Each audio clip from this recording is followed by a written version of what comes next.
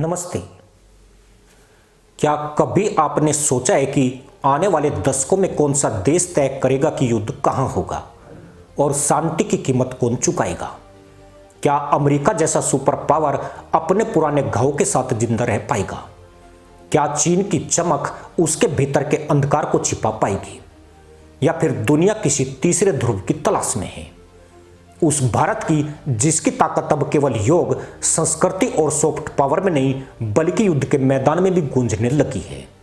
दोस्तों, आज का वीडियो पूरा देखिएगा, क्योंकि आज आप इंडियन आर्मी की उस ताकत से परिचित होंगे जिसके उदय की आहट से चीन अमेरिका को अभी से पसीने आने लगे हैं। सुपर पावर को अपना कद खतरे में नजर आ रहा है। यहां पाकिस्तान जैसे फटेरू और घसियारे देश की बात नहीं हो रही है, बल्कि भारतीय सेना को दुनिया की नंबर 1 ताकत बनाने की कवायद शुरू हो चुकी है। आज आपको इंडियन आर्मी का वो सच दिखाया जाएगा जो मेन स्ट्रीम मीडिया कभी नहीं दिखाता है। तो बने रहिए मेरे साथ और देखिए भविष्य की इंडियन आर्मी की तैयारी को। आतंकवाद को खत्म करेंगे और करके रहेंगे। आतंकवाद के खिलाफ पूरे विश्व में अब नजरिया बदल रहा है।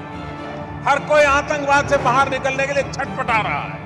कंधे से कंधा मिला करके मानवतावादी शक्तियां अगर खड़ी हो जाएगी तो आतंकवाद को खत्म करना कोई मुश्किल काम नहीं। भारत ने बहुत कुछ देखा है। 1947 की चोट, 1962 की सीख, 1971 की जीत और कारगिल की शौर्य गाथा। लेकिन अब जो आने वाला है वो इतिहास का सबसे बड़ा निर्णायक मोड़ होगा, क्योंकि अब भारत केवल सीमाएं नहीं बचा रहा है बल्कि नई सीमाएं बना रहा है। तकनीक, युद्धक क्षमता और वैश्विक नेतृत्व की। ऑपरेशन सिंदूर तो बाद में हुआ, पाकिस्तान की कुटाई से पहले और डोकलाम में चीन पाकिस्तान की झड़प के बाद भारत ने पहले ही तय कर लिया था कि सिर्फ ऊंची जीडीपी या दुनिया को साथ लेकर चलने से कोई सुपर पावर नहीं बन सकता। अगर दुनिया को भारत का अगुवा बनाना है तो ऐसी सेना चाहिए जिसका मुकाबला कोई न कर सके, क्योंकि आने वाला वक्त उसी का होगा जिसके हाथ में डराने और मिटाने का अचूक हथियार होगा। भारत ने यह सब समझ लिया। 2020 के बाद से भारतीय सेना का चेहरा बदल गया। न सिर्फ बंदूकें नहीं हुई बल्कि सोच भी नहीं हुई। आज भारतीय सेना के पास 14 लाख से ज्यादा सक्रिय जवान हैं और लगभग 12 लाख रिजर्व में तैयार बैठे हैं। यानी जरूरत पड़ते ही एक झटके में 2 करोड़ सैनिकों की देशभक्ति फट पड़ सकती है। यह आंकड़ा दुनिया के किसी भी देश को कपा देने के लिए काफी है। लेकिन सिर्फ संख्या ही नहीं, रणनीति भी बदल गई। अब भारत अपनी लड़ाई या सीमा पर नहीं, टेक्नोलॉजी के अंदर लड़ता है। Artificial intelligence, quantum communication, drone swarm technology, यह सब अब प्रयोगशाला का हिस्सा नहीं बल्कि युद्ध की वास्तविक योजना है। डीआरडीओ ने पिछले 5 सालों में 1500 से अधिक प्रोजेक्ट पूरे किए हैं। रुस्तम, तपस और गुरुतव जैसे स्वदेशी ड्रोन अब सिर्फ निगरानी नहीं करते, ये दुश्मन के ठिकानों को पहचान कर सेकंडों में मिटा देने की क्षमता रखते हैं। भारत का रक्षा बजट भी अब दुनिया में शीर्ष 5 में पहुंच चुका है, $90 बिलियन से ज्यादा। अमेरिका अभी भी आगे है, लेकिन भारत की विकास दर किसी से कम नहीं। 2028 तक भारत का रक्षा खर्च $150 अरब पार कर जाएगा। यानी ब्रिटेन, फ्रांस और जर्मनी तीनों को पीछे छोड़ देगा। और सबसे अहम बात, इस बजट का 75% हिस्सा अब मेक इन इंडिया के तहत खर्च होता है। यानी हथियार भी अपने, तकनीक भी अपनी और लक्ष्य भी अपना। अब भारत किसी से खरीदने नहीं, बेचने की स्थिति में है। 2014 में भारत दुनिया का सबसे बड़ा हथियार आयातक था, लेकिन 2025 आते आते भारत 70 देशों को हथियार बेचने वाला रक्षा निर्यातक बन गया।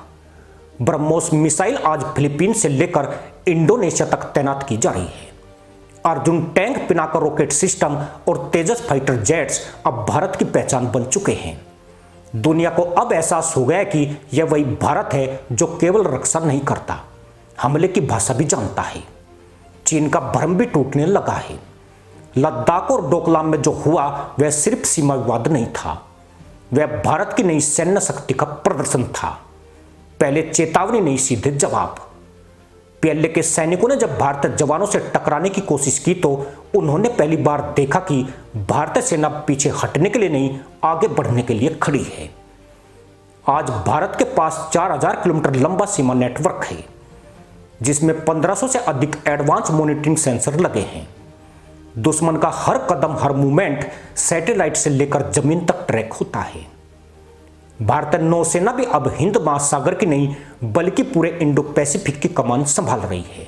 आईएनएस विक्रांत और आईएनएस विक्रमादित्य जैसे एयरक्राफ्ट कैरियर, 15 से अधिक पनडुब्बियां और अरिहंत जैसी न्यूक्लियर सबमरीन, ये सब मिलकर एक ऐसी फोर्स बनाते हैं जिसे अब अमेरिका भी हल्के में नहीं लेता। अमेरिका के इंडो पैसिफिक कमांड ने खुद स्वीकार किया कि भारत की समुद्री शक्ति आने वाले दशक में एशिया की दिशा तय करेगी।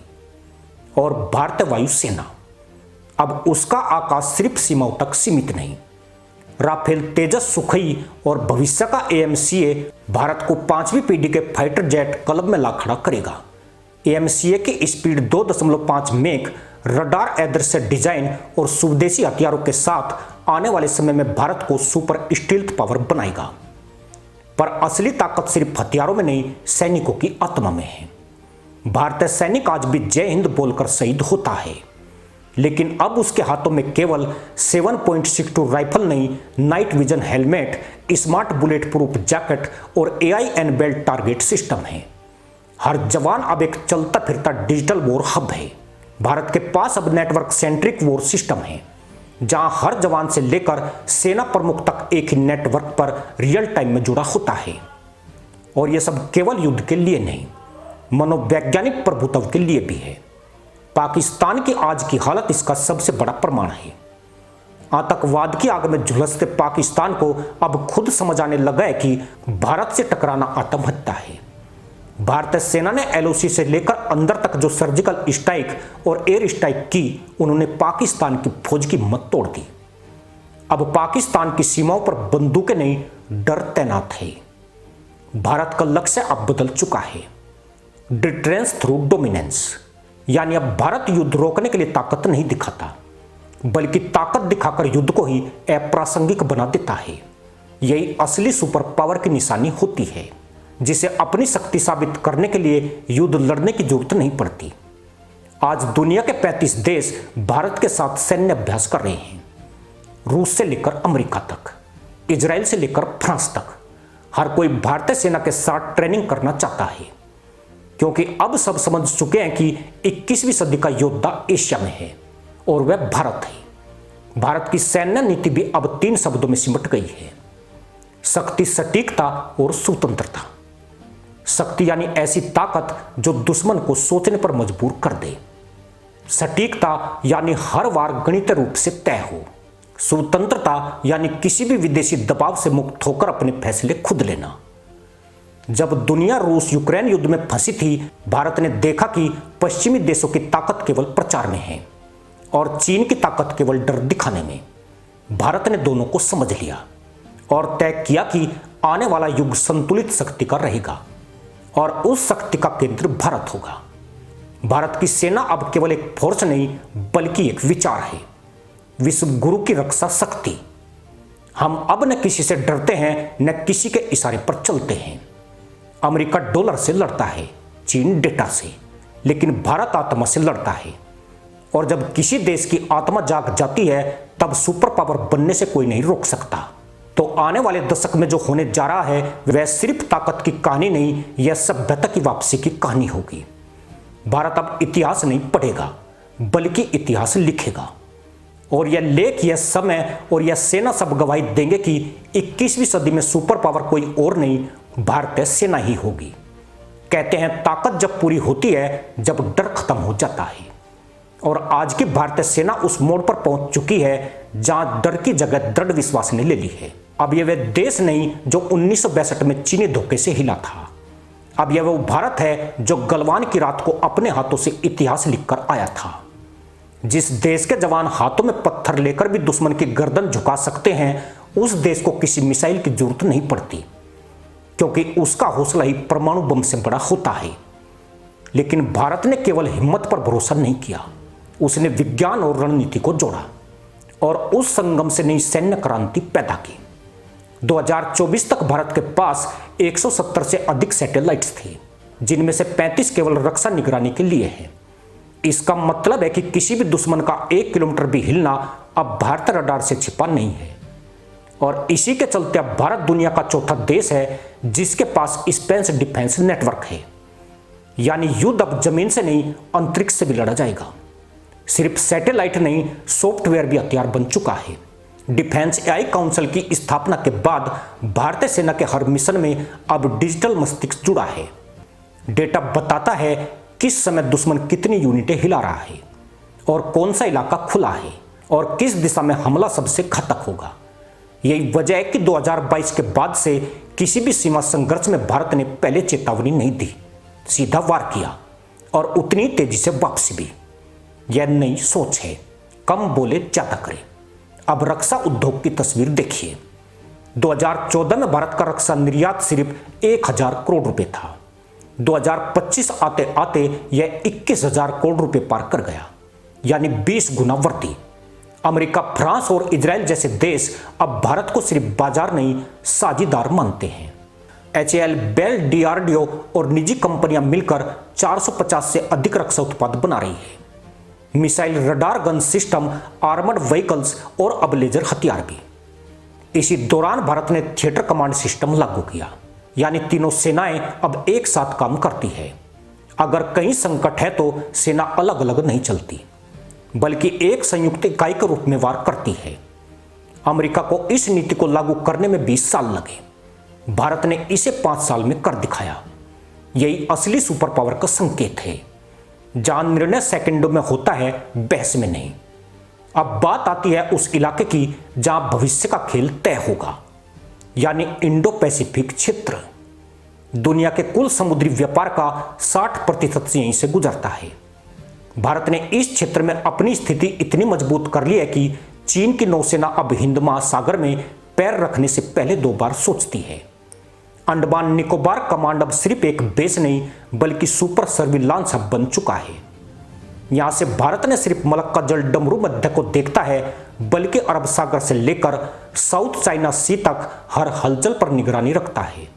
इस समय भारत के पास 155 से अधिक युद्धपोत हैं, जिनमें 45 अत्याधुनिक डिस्ट्रॉयर और फ्रिगेट शामिल हैं। 2030 तक यह संख्या 200 के पार जाएगी। नौसेना के बजट में 55% इजाफा हुआ है और अब देश हर 2 साल में एक नया युद्धपोत लॉन्च कर रहा है।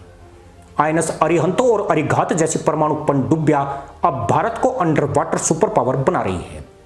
यानी अगर कोई दुश्मन समुद्र से वार करने की सोच भी ले तो जवाब पानी के भीतर से आएगा और बिजली की तरह गिरेगा। लेकिन सिर्फ समुद्र या सीमा ही नहीं, भारत अब साइबर युद्ध में भी सुपर पावर बन चुका है। 2025 तक भारत का साइबर डिफेंस इंफ्रास्ट्रक्चर दुनिया में 3रे स्थान पर पहुंच चुका है। हर साल 1.2 लाख साइबर अटैक भारतीय एजेंसियां नाकाम करती है, और यह सब किसी गुप्त कमरे में नहीं, बल्कि इलेक्ट्रॉनिक वॉरफेयर डिवीजन के जरिए रियल टाइम में होता है। फिर आता है असली मोड़, भारत की न्यूक्लियर डिफेंस स्ट्रेटजी। भारत की नो फर्स्ट यूज पॉलिसी कभी कभी कमजोर दिखती है, लेकिन यही भारत का सबसे बड़ा हथियार है, क्योंकि अब भारत के पास एगाइल डिलीवरी सिस्टम है। यानी अगर दुश्मन पहला वार करे भी तो भारत की प्रतिक्रिया 3 मिनट में पहुंच सकती है। अग्नि 5 मिसाइल अब 7000 किलोमीटर से ज्यादा दूरी तक वार करने में सक्षम है, और इसमें हाइपरसोनिक बूस्टर जोड़े जा चुके हैं। इसका मतलब है वार इतना तेज होगा कि रडार पहचानने से पहले लक्ष्य नष्ट हो जाएगा। यही वह शक्ति है जो अब किसी को खुलकर भारत से टकराने नहीं देती। दूसरी तरफ भारत ने डिफेंस इंडस्ट्रियल कॉरिडोर बना दिया है। उत्तर प्रदेश और तमिलनाडु में 2 बड़े कॉरिडोर, जहां 1000 से अधिक कंपनियां काम कर रही है। आने वाले 5 साल में यह भारत को रक्षा उत्पादन में आत्मनिर्भर और $25 अरब का निर्यातक बना देगा। यह वो मोड़ है जहां से भारत का आर्थिक और सामरिक वर्चस्व एक साथ बढ़ेगा। इसी बीच भारत की सबसे बड़ी जीत कूटनीति में हुई है। पहले भारत सिर्फ रक्षा साझेदार कहलाता था, अब वह सुरक्षा गारंटर बन चुका है। साउथ एशिया में नेपाल से लेकर श्रीलंका, मालदीव से लेकर म्यांमार तक सबकी सुरक्षा पर भारत की नजर है, और यही वह सूक्ष्म शक्ति है जो अमेरिका और चीन दोनों को परेशान करती है। क्योंकि भारत अब उनके जैसा नहीं, उनसे ऊपर सोचता है। शांति की ताकत से प्रभुत्व की स्थापना।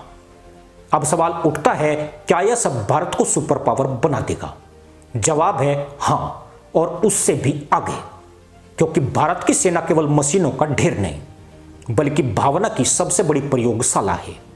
जब भारतीय सैनिक सीमा पर खड़ा होता है तो उसके पीछे सिर्फ आदेश नहीं, 145 करोड़ लोगों की आस्था खड़ी होती है। वह जानता है कि अगर वह गिरा तो देश झुकेगा नहीं, और अगर जीता तो तिरंगा केवल सीमा पर नहीं, दिलों में भी लहराएगा।